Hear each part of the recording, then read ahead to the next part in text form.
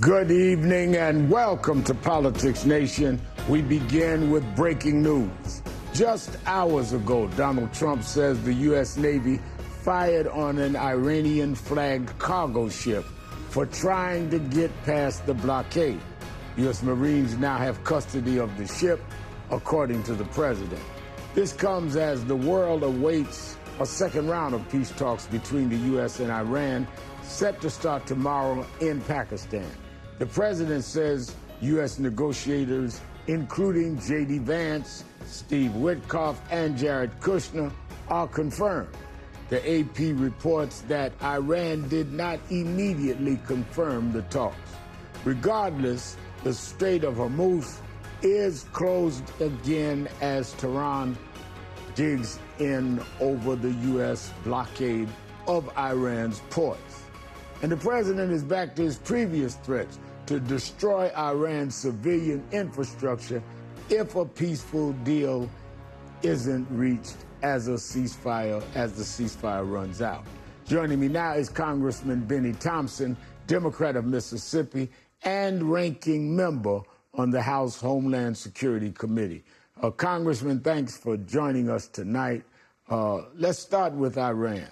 The president says JD Vance, Jared Kushner, and Steve Witkoff will be involved in this second round of talks with Iranian negotiators set for tomorrow in Pakistan. The ceasefire between the U.S. and Iran runs out midweek.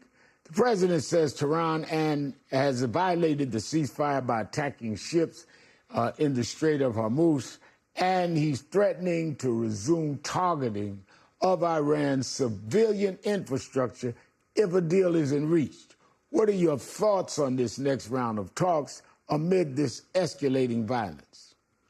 Well, as you know, we've heard that talk from the Trump administration before, Rev.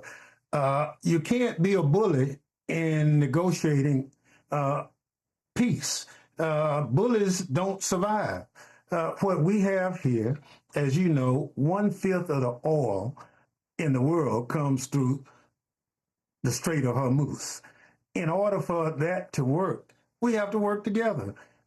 You can't talk about infrastructure, destruction, and all of those things in the middle of negotiation. Donald Trump cannot negotiate on Twitter at 2 o'clock in the morning. That's not how it's done. You have to have diplomats, people who understand how to get it done. Now, the other thing we have is you can't play helter-skelter with negotiation. You say you're going to do one thing, then you get to that point and you say, I'm not going to do it. So what we have, again, is a president who ran specifically saying he was against war. Now he allowed Netanyahu to trick him into this war with Iran, and we're in a mess. We're spending about $2 billion a day, as best we can identify right now, on Trump's folly with this war. We're a better country than this. And the worst thing with that, Rev, he said he's going to pay for it by cutting child care, Medicare, and Medicaid from the American citizens, people who need it the most. Some of the most vulnerable citizens in this country, he expects to pay for his war. While we're spending $2 billion a day in the war, he's cutting these things. But even as we wait on peace talks tomorrow, President Trump has failed to consult Congress about his war plans for weeks. And the deadline for him to do so or cease fighting under the War Powers Act is coming up around the end of the month. Now, last week's War Powers vote in the House failed by just one vote, with one Republican defection. How is this sustainable, Congressman? I don't see it sustainable. Let me tell you, when people go to the gasoline pumps, when they go to the grocery store, they understand it's clearly because of Donald Trump's war that the prices are going up. What we have to have is Democrats, as you know, we are firmly committed to support the War Powers Act, meaning that Congress is the only institution that can declare war. Donald Trump is a bully. And as I said earlier, bullies don't survive. What we have to do, we have to use diplomacy. We have to bring our natural allies all around the world to the table. But the people in Pakistan during the negotiation are not really our diplomatic allies. So again, this is President Trump doing his thing, and it's not in the best interest of this country.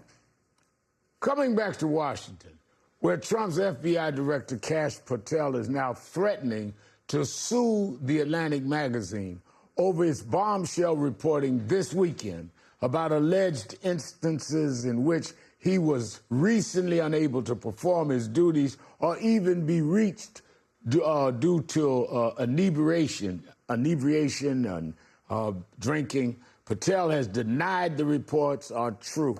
But at a time when the foreign terror threat is elevated because of the war, do you suspect that you'll be calling the FBI director to address this report of a drinking problem or absenteeism before Congress? And have you heard from any Republicans with concerns over their own about this? Not at all, Rev. Let me be clear. Kash Patel has yet to come before the Homeland Security Committee. The FBI, as you know, is the domestic terrorist protection organization in the United States.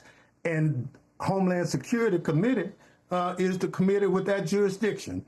We've not seen it. How does he get away with not coming before the committee?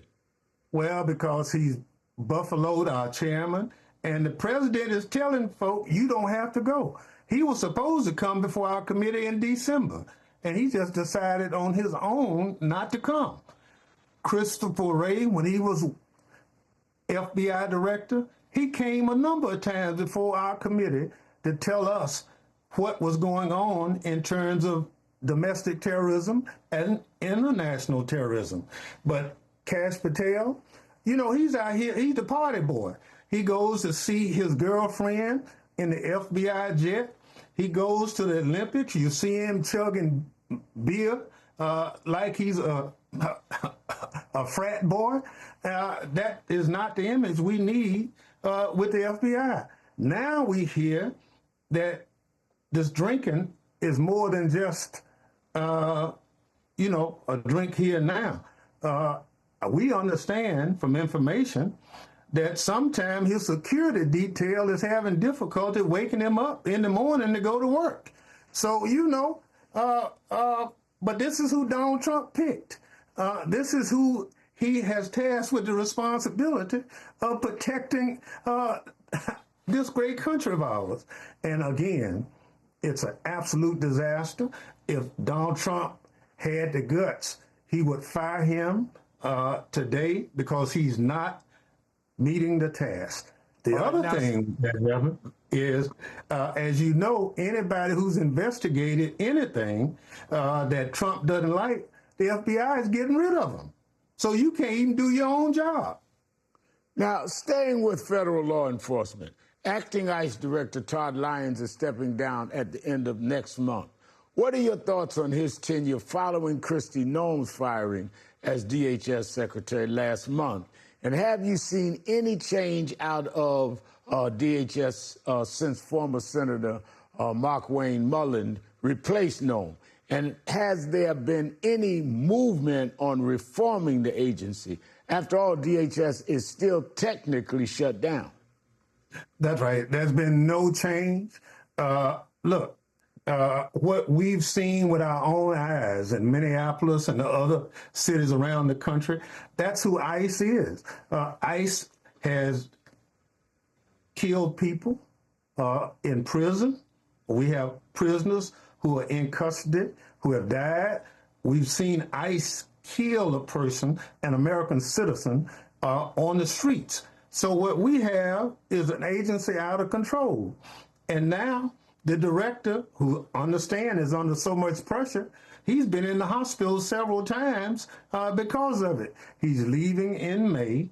I don't know who's coming, but obviously it's Donald Trump and Stephen Miller calling the immigration shots in this country, and they'll continue to do it, and that's not who we are.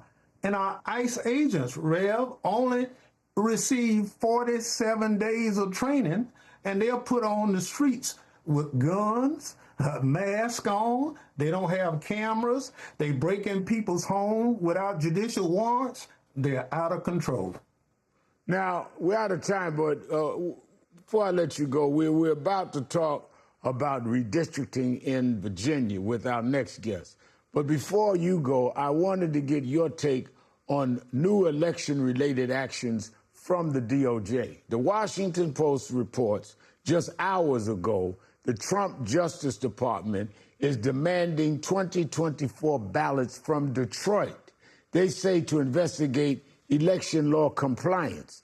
The request is coming from the head of the Civil Rights Division, Ahmed Dillon, one of the several DOJ officials reportedly angling for the Attorney General job following the firing of Pam Bondi. What do you think this is really all about? Well, this is still promoting Donald Trump's lie that somehow our elections have been compromised by Democratic leaders in the different states. That's not true. Everything he's tried to do is to weaponize this government against its citizens, whether it's redistricting, whether it's the January 6th committee. He pardoned 1,500 people who either pled guilty or were found guilty for breaking into the United States Capitol. Now he's trying to go back to court and get the charges released altogether so it doesn't even happen. So this is Donald Trump doing what he does best, and that's lie. All right, I'll have to leave it there. Thank you, Congressman Benny Thompson. We go now to Virginia, where we're just 2 days away from a referendum with national implications. As Old Dominion voters decide on redistricting measure, Tuesday, that could give Democrats as many as 4 additional seats in the U.S. House in November. Joining me now is the Virginia Lieutenant Governor, Ghasila Hashemi, a Democrat. Thank you for being with us. This Virginia redistricting vote has drawn out a lot of prominent Democrats in support of the measure. Former President Barack Obama perhaps being at the top of that list. Here's part of a video message he put out last week urging Virginia voters to vote in favor this Tuesday. Hey, Virginia. Early voting is underway, and Virginians are turning out in record numbers to vote yes. By voting yes, you can push back against the Republicans trying to give themselves an unfair advantage in the midterms. By voting yes, you can take a temporary step to level the playing field. And we're counting on you. Lieutenant Governor, for our viewers outside of your state, why is this redistricting vote so important that Barack Obama and other national Democrats have felt the need to get involved? What's at stake? Well, good afternoon, Reverend. And, literally Congress is at stake. As we have seen over the past year, we have seen an administration that has been pushing so many states to rig the midterm elections this November. The demands that were placed and complied to in so many states where we had elected officials, state legislators who went ahead and agreed with Donald Trump and agreed to give him more seats in Congress by gerrymandering their districts, whether it's in Texas or in Missouri or other states that have followed suit.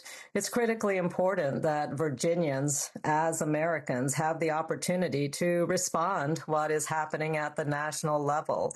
And this is a chance for Virginia to help to level the playing field, to ensure that Congress is not driven by the agenda of Donald Trump, but rather that Americans get to decide who is going to represent them in Congress. Now, coming back to the stakes, this vote has attracted tens of millions of dollars in fundraising for political action groups on both sides of this issue. That includes $2.5 million from a group linked to tech billionaire Pete Thiel. According to campaign finance records, that money went to a PAC in your state that's been producing racist mailers against redistricting. We'll get into those shortly. But first, what does all this money tell you, especially when some of it's coming from another one of the world's richest people? Well, we know how unpopular Donald Trump is, and that there is a real likelihood that if everything was as it should be in all of these other states, Republicans would be losing tremendously, would be losing their seats. And so Virginia is very much at the forefront here in an effort to rig November's elections. And so the money that is coming in on the other side is designed to misinform our voters. We have seen quite an effort to lead voters astray, to confuse voters. There is such anxiety that Virginians are going to understand what is coming at us at the national level. And so the effort is really an effort to confuse our voters and to rig the system in favor of Donald Trump. Now, coming back to those racist mailers that I just mentioned, many black voters in Virginia reported receiving them leading up to this vote. And several civil rights leaders in your state have condemned them for using Jim Crow imagery to cast this redistricting measure as anti-black gerrymandering. What's your take on the sheer cynicism of Republicans invoking race to scare black voters into voting for the GOP's interest? I think you hit the nail on the head. The word is cynicism. These are absolutely cynical tactics that are designed to target, confuse, and to divide voters, most especially our minority voters. And it's so unacceptable. The mailers are racist. They are using fear tactics, Jim Crow era emblems and symbols, and they're also misappropriating voices that so many voters trust. For instance, President Barack Obama has been featured misleadingly on some of these mailers as well as ads. And similarly, our new governor, Governor Spanberger, has been misappropriated. These are tactics of the desperation that is driving the Republican side. They should be condemned by everybody because of the ways in which they are cynically targeting minority voters in this particular election. All right, Virginia Lieutenant Governor Ghazala Hashmi, thank you for being with us. Coming up, after a messy breakup, the bromance between Joe Rogan and President Trump appears to be back on. But will it last? My panel joins me next.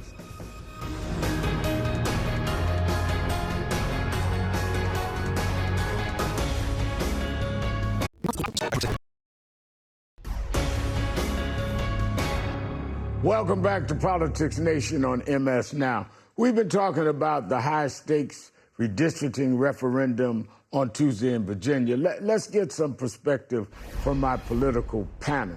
Former Florida Democratic Congresswoman Val Demings and recovering Republican former Illinois Congressman Joe Walsh, now a Democrat. Joe, Donald Trump and Republicans set off this redistricting war by redrawing maps in Texas. Since then, their plan to rig things in their favor for the midterms has suffered legal and electoral setbacks, while Democrats have charged ahead with their own plans backed by referendums, first in California and now Virginia. Who is winning this in your view? Oh, Rev, by far the Democrats are. Look, and you painted it correctly. Let's remember, Trump started this whole mid-decade redistricting BS. Trump started it because Trump's trying to cheat, because, Rev, Trump's trying to do everything he can to screw with, mess with, and not accept the results of the 2026 midterms. It's why he's going to have ICE at polling stations. It's why he's going to put troops on the streets. He's got an elaborate plan to cheat. And part of his plan was redistricting, but it's completely bit him in the butt because Democrats rightly have fought back. And so they're going to have an advantage when all of this is said and done. Val, Republicans have cynically tried to compare the redistricting plan in Virginia to the race-based voter suppression tactics of Jim Crow. Can you explain what's wrong with that analogy?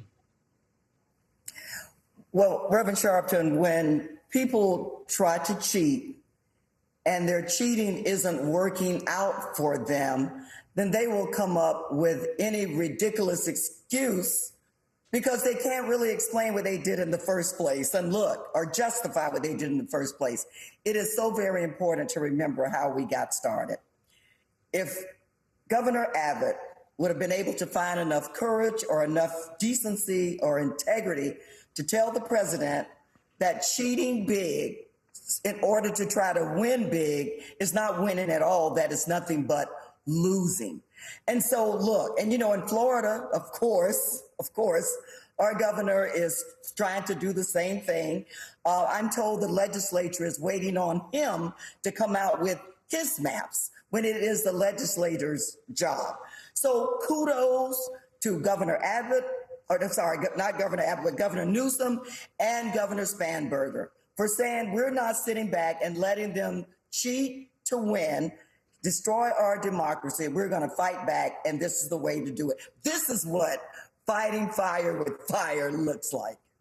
Now, switching gears, Joe, I want your take on this. Podcaster Joe Rogan has been critical of President Trump in recent months, but he appeared to be back in the fold this weekend when he appeared in the Oval Office yesterday as Trump signed an order to loosen restrictions on medical treatments using psychedelic drugs. Trump's interview with Rogan during the 2024 campaign was pivotal to winning him the support of young men, a group that has since soured with Trump over the war with Iran and other issues. Is this a sign Trump is winning them back? No, I don't think so, Rev. And by the way, I think Trump's scared to death of Joe Rogan.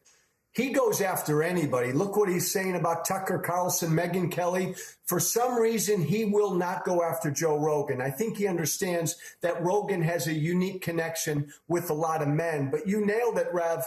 Young men in this country, most of Rogan's audience, they oppose this war with everything they've got. They're pissed off about Trump because of the Epstein files cover-up. And I don't think Joe Rogan's going to make nice with him. Joe Rogan's already publicly a critic of this war. On the margins, Rev, all of this is hurting Trump because a lot of his base will just stay home in November. Val, I want to finish with your thoughts on another pairing. New York City Mayor Zohran Mamdani and former President Barack Obama met for the first time yesterday. They even took a little time to read books to school children in the Bronx. The two men are quite possibly the most popular figures in the Democratic Party right now. They are also quite different politically. What do you think they had to say to each other behind closed doors? Reverend Sharpton, I absolutely love watching this and hearing about this. When you look at President Obama and think about his very two successful terms during very tough times, and the newly elected mayor, Mamdani, who many thought would not make it, I think it is so smart for him to reach out to the former president, for the two of them to come together and talk about how to work through tough times, but also set the stage for bringing kind of the past and the future together. I love the setting with the children, and I hope we will see more of this. Val Demings and Joe Walsh, thank you both for being with us. Coming up, America's Democratic mayors have found themselves on the front lines of Trump's second term. How they're fighting back. That's next.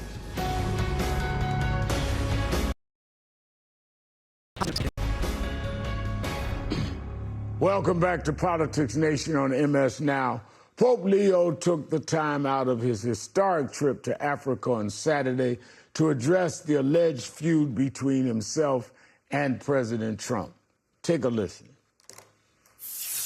There's been a certain narrative that has not been accurate in all of its aspects, but because of the political situation created when on the first day of the trip, the President of the United States made some comments about myself. Much of what has been written since then has been more commentary on commentary, trying to interpret what has been said, and yet, as it happens, it was looked at as if I was trying to debate, again, the president, which is not in my interest at all. Joining me now to talk about it all is Father Larry Dowling. He's the pastor of the St. Agatha Catholic Church in Pope Leo's hometown of Chicago. Father, thanks for making time for us on a Sunday. I want to discuss the Pope's Africa trip in detail, but first I want to get your thoughts on the back and forth between Pope Leo and President Trump. The president has attacked this Pope personally because he viewed his comments against war as a direct political critique of the Trump administration. As a Catholic priest yourself, what's your take on this? It's not unusual behavior for the president, for the Pope. It is usual behavior in terms of holding to the gospel message, and again, in his talks that he's giving in Africa, these are talks that were developed several weeks ago for him to give. So this is not a reaction to the president, what he's saying, even though the president and administration seems to be taking it that way. But the Pope is staying centered in the gospel message, and the just war theory that actually comes out of St. Augustine, his spiritual father, and the whole sense of, what is a just war. And so he's been consistently preaching that, as every Pope has, and raising that up.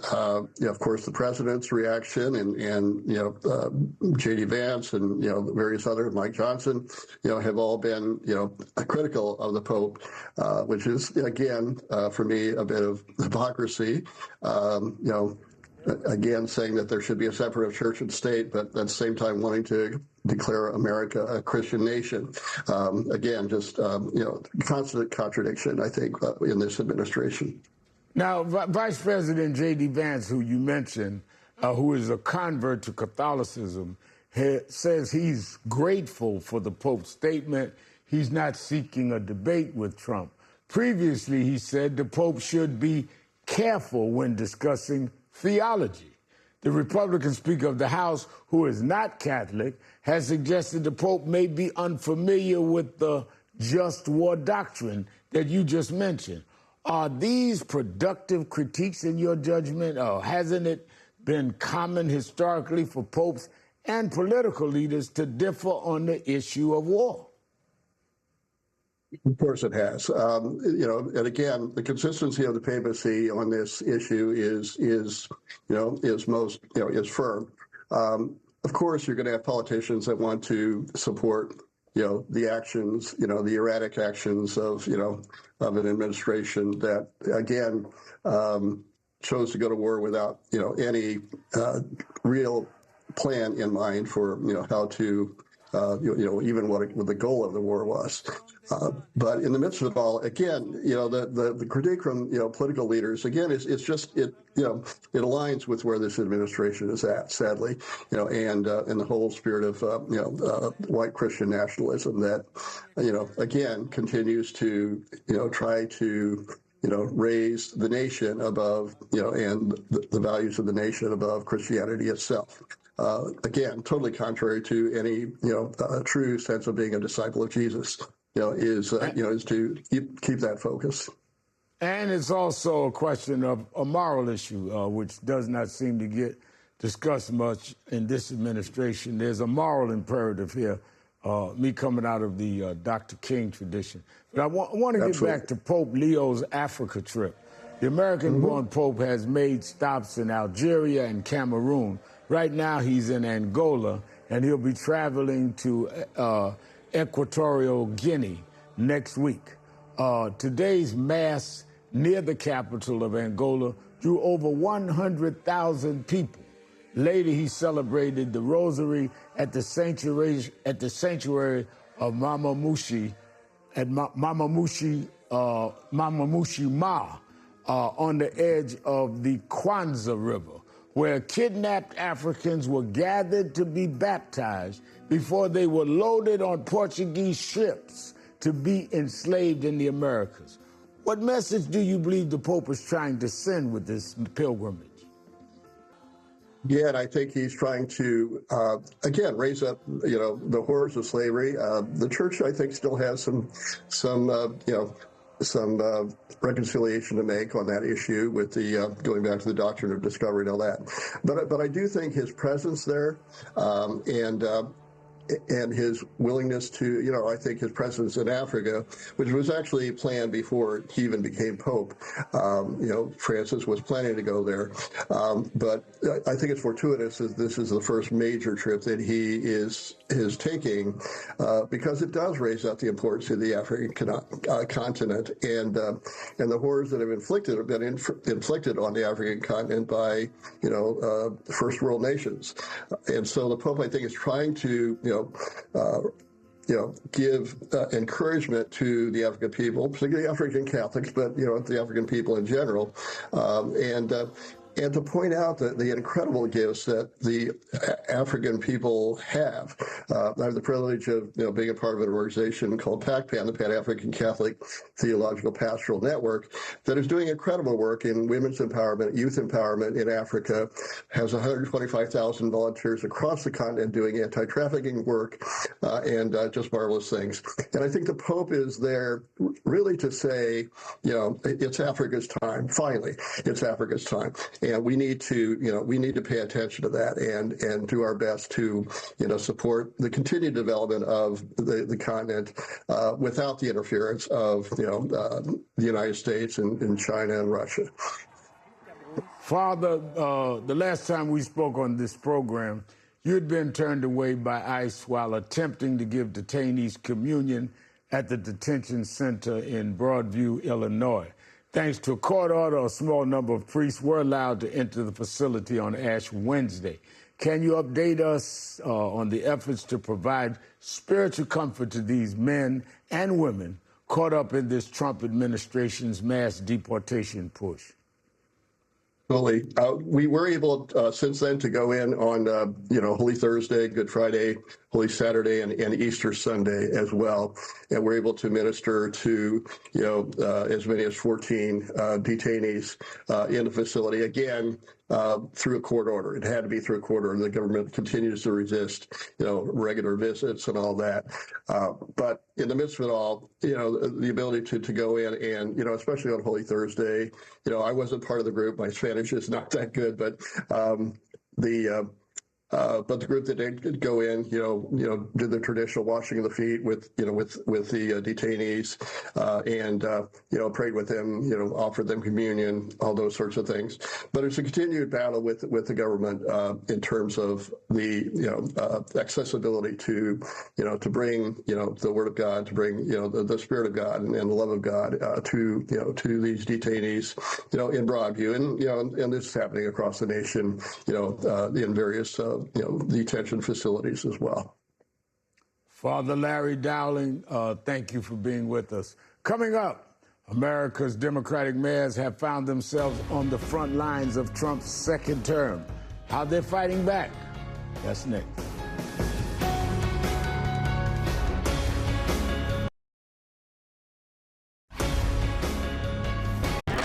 Welcome back to Politics Nation on MS Now. From Trump's immigration raids and his crime crackdowns to the DOGE cuts, America's mayors have been on the front lines of dealing with the second Trump administration. Joining me now is the president of the Democratic Mayors Association, Kansas City Mayor Quinton Lucas. Mayor Lucas, according to the data from the Mayors Association, 90% of America's GDP comes from its metro areas, and the top 10 metro economies are led by Democratic mayors. And yet, when this president talks about America's cities, he often talks about them as hellscapes that need to be occupied and subdued. What do you think of this?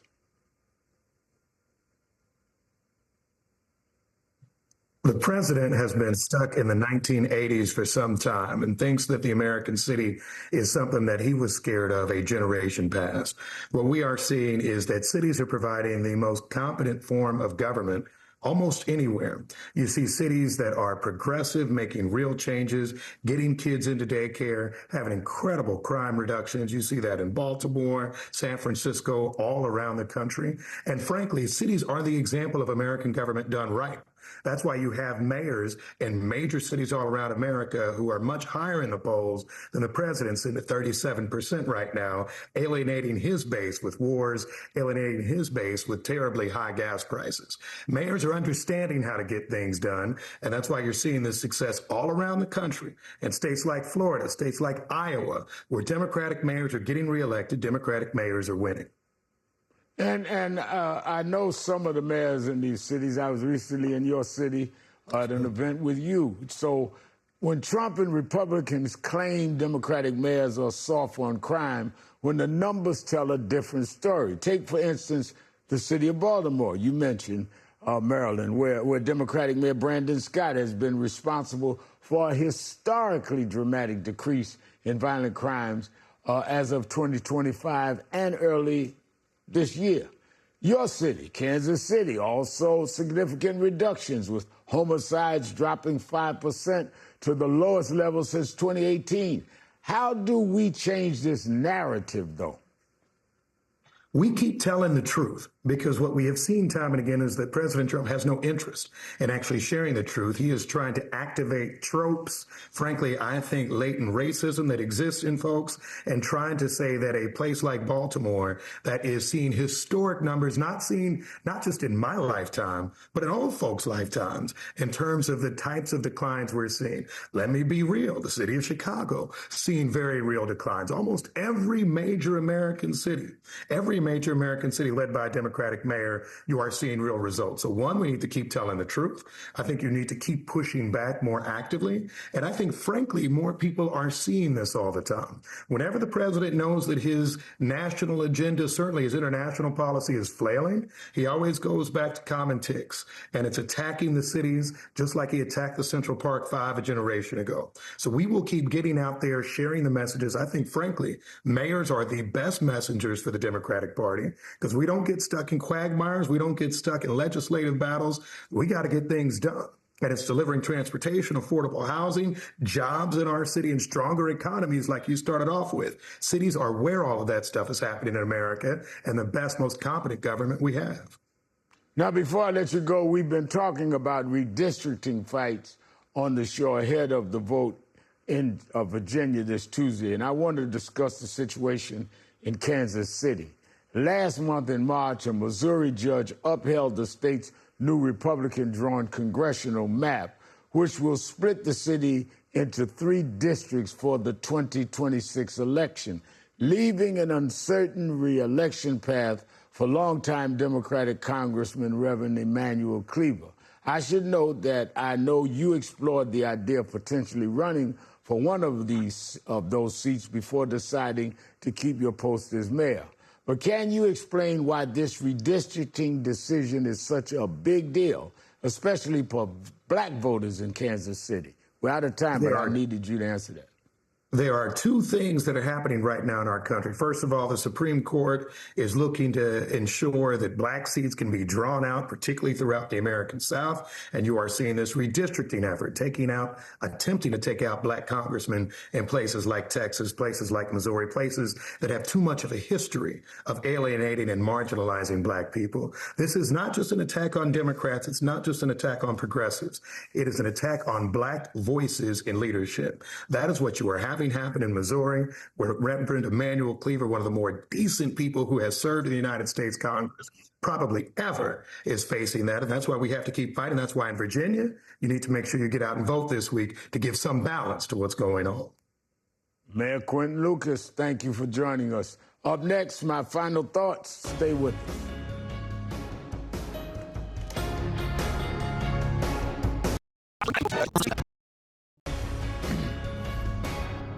On Tuesday, voters will decide on Virginia's redistricting referendum.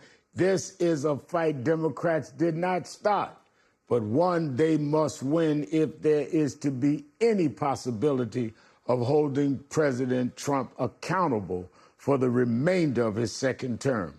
Republican groups have tried to compare Democratic efforts to counter their aggressive gerrymandering to voter suppression under Jim Crow.